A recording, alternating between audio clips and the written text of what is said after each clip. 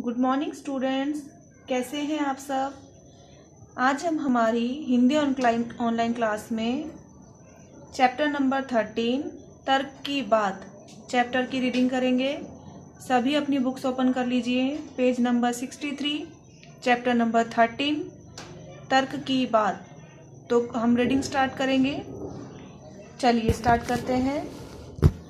बहुत पहले की बात है, दक्षिण भारत के गांव में अयप्पा नाम का व्यक्ति रहता था, जिसकी बुद्धि के कारनामे काफ़ी चर्चित थे। यानी कि वो बहुत होशियार था, इंटेलिजेंट था।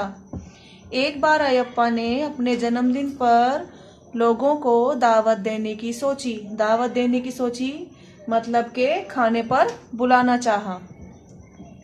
उसने बहुत से लोगों को निमंत्रित किया और दावत के लिए कई किलो चावल, सब्जियां और अनेक चीजें खरीदी। इतना सारा भोजन पकाने के लिए उसने कुछ रसोइये भी नियुक्त किए। रसोइये यानी कि भोजन पकाने वाले, जो शेफ होते हैं, कुक होते हैं, उनको हिंदी में रसोइया बोलते हैं।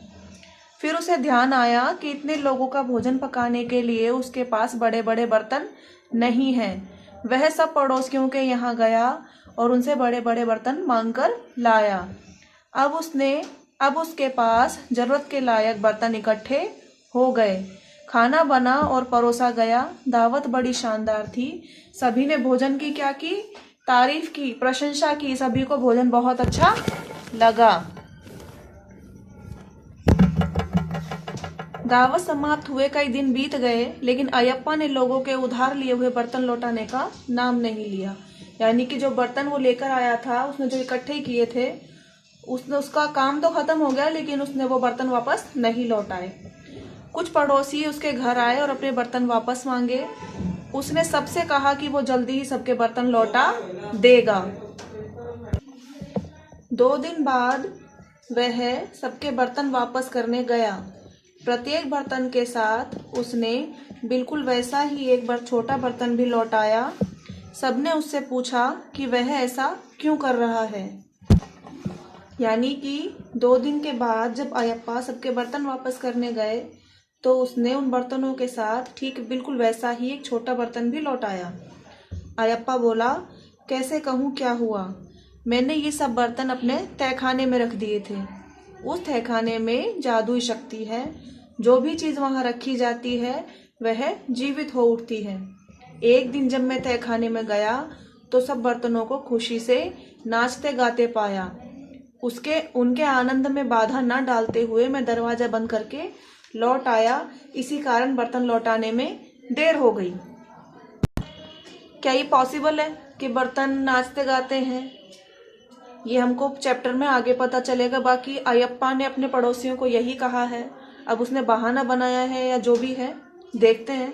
उसने जो बर्तन लौटाने में देरी हुई उसके लिए एक्सक्यूज दिया, ये बहाना दिया। तो चलिए पेज टर्न करेंगे।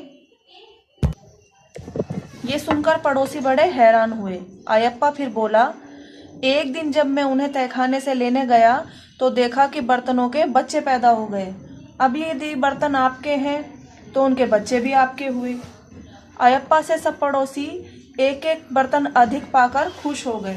यानी कि एक बर्तन तो वो जो उन्होंने उसको दिया, और दूसरा बर्तन वो जो छोटा बर्तन था जो अयप्पा लेकर गया था, और उसने कहा कि ये उन बर्तनों के बच्चे हैं। तो पड़ोसी बड़े खुश हुए कि उन्हें एक बर्तन जो है वो एक्स्ट्रा मिला। अयप्पा से सब पड़ोसी खुश हुए। कई महीने बीत गए। बुद्धिमान अयप्पा ने अपने पिता की याद में भोजन करने का निश्चय किया, भोजन कराने का। इस बार भी बड़ी खूब दावत देना चाहता था, इसलिए उसे भोजन के लिए 2000 लोगों को क्या किया? इनवाइट किया, निमंत्रित किया भोजन के लिए। इस बार उसे पिछली बार से भी अधिक और बड़े बर्तनों की आवश्यकता थी। उसने फिर पड़ोसियों से बर्तन मांगे और पड़ोसियों ने क्या किया? उसको खुशी खुशी बर्तन दे दिए, लालच में, क्योंकि पिछली बार उन्हें उनके बदले एक बर्तन एक्स्ट्रा मिला था। यहाँ तक कि वो स्वयं बर्तन उसके घर पहुँचा गए। उसके पास आवश्यकता से कहीं अधिक बर्तन इकट्ठे हो गए। फिर भी लोग जो बर्तन लाते, अयप्पा उन्हें बड़ी कृतज्ञता से रख लेता। इस बार का भोजन पहले से भी शानदार रहा। यानी कि पहले जो दावत उसने दी थी उससे भी ज़्यादा, कहीं ज़्यादा अच्छी दावत रही। जैसे ही दावत खत्म हुई, अयप्पा ने 2 नाव किराए पर ली और सब बर्तन भरकर चुपचाप शहर ले गया। वहां उसने क्या किए, सारे बर्तन जो भी थे वो बेच दिए और आराम से रहने लगा। यानी कि जो गांव वालों ने लालच में उसको बर्तन दिए थे कि हमें इस बार भी एक्स्ट्रा बर्तन मिलेंगे, उनको बर्तन तो मिले नहीं, लेकिन अयप्पा ने क्या किया, 2 नाव खरीदी, बोट, और उनमें वो बर्तन भरकर शहर ले गया, सारे बर्तन बेच डाले और अच्छे से वहां रहने लगा। जिन लोगों ने बर्तन उधार दिए थे वे काफी दिन बीतने पर अपने बर्तन मांगने लगे। अयप्पा ने कहा, कैसे कहूँ, क्या हुआ, बर्तन तो मेरे पास नहीं है। अरे तुम ये कहने की हिम्मत कैसे कर सकते हो, ऐसा कौन बोला? बाकी के लोग जिन्होंने बर्तन दिए थे। हमने तुम्हें दावत के लिए बर्तन उधार दिए थे और तुम लौटाने से मना कर रहे हो।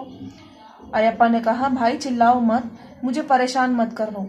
मैंने तो ये कहा ही नहीं कि मैं तुम्हारे बर्तन उधार लिए नहीं है। बात यह है कि मैंने बर्तन तहखाने में रख दिए, अब वो वहां नहीं है। तो लोगों ने गुस्से में पूछा कि फिर हमारे बर्तन कहाँ हैं? अयप्पा ने कहा, मुझे नहीं मालूम।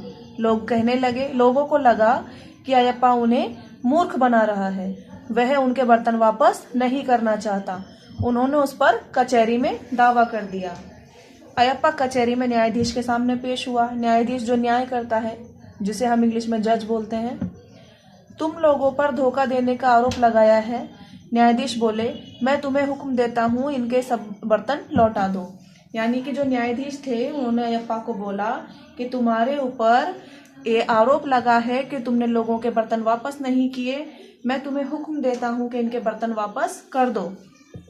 अयप्पा ने अपना पक्ष रखा, श्रीमान जी, इसमें मेरा कोई दोष नहीं है, यानी मेरी कोई गलती नहीं है। मेरे तहखाने में एक जादुई शक्ति है जिससे वहां रखी हर चीज जीवित हो उठती है। एक बार मैंने बहुत से बर्तन वहां रखे तो उनके बच्चे पैदा हो गए। मैंने सबको बड़े बर्तन के साथ एक छोटा बर्तन भी लौटाया, सबने खुशी खुशी रख लिया, ये मानकर कि बर्तनों के बच्चे हो सकते हैं। अच्छा, न्यायाधीश ने बड़ा आश्चर्यचकित होकर कहा, श्रीमान जी, दूसरी बार जब मैंने वहां बर्तन रखे तो एक अजीब दुर्घटना हो गई। मैंने देखा कि सब बर्तनों की मृत्यु हो गई है, उनमें से एक भी जीवित नहीं बचा। यदि आप जन्म मानते हैं तो आपको मृत्यु भी माननी पड़ेगी। न्यायाधीश अयप्पा के तर्क के आगे निरुत्तर हो गए और उन्होंने मुकदमा खारिज कर दिया। यानी कि इस मामले में गलती किसकी थी? गलती गांव वालों की थी कि उन्होंने अयप्पा की बात पर विश्वास किया कि बर्तनों के बच्चे भी हो सकते हैं। तो अयप्पा का तर्क है कि अगर आप जन्म को मानते हैं तो मृत्यु भी मानिए कि अब उनकी मृत्यु हो चुकी है और अपने बर्तन भूल जाओ। तो गलती गांव वालों की थी कि उन्होंने उसकी बात पे विश्वास किया और उसकी उन्हें सजा मिली कि उन्हें उनके बर्तन वापस नहीं मिले और मुकदमा क्या हो गया? खारिज हो गया, बंद हो गया। ठीक है, और यहाँ पर जो है हमारे चैप्टर की जो रीडिंग है वो फिनिश होती है। आप इसको एक बार फिर से घर पे लर्न कीजिएगा, राइट कीजिएगा, और सॉरी राइट नहीं, इसको एक बार फिर से रिवाइज कीजिएगा, इसकी रीडिंग कीजिएगा। और हमारी नेक्स्ट हिंदी ऑनलाइन क्लास में हम इसकी जो आगे की जो हमारी एक्सरसाइज है उस पर डिस्कस करेंगे। तब तक के लिए घर पर रहें, सुरक्षित रहें। धन्यवाद।